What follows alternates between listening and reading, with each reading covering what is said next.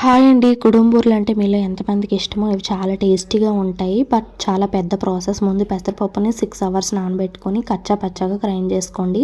ఇందులోనే కొద్దిగా salt add చేసుకొని కుడుములు పెట్టుకోవాలి. ఇవి ఉడికేలోపు ఒక కొబ్బరి చెక్కని పౌడర్లా చేసుకోండి.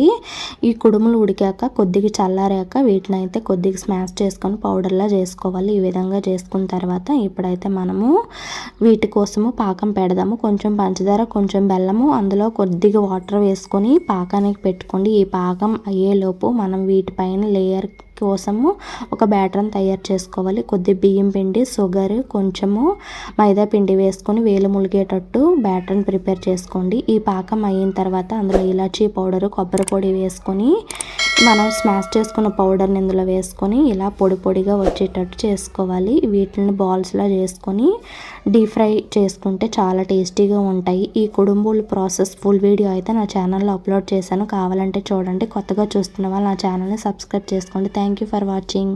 Once again bye.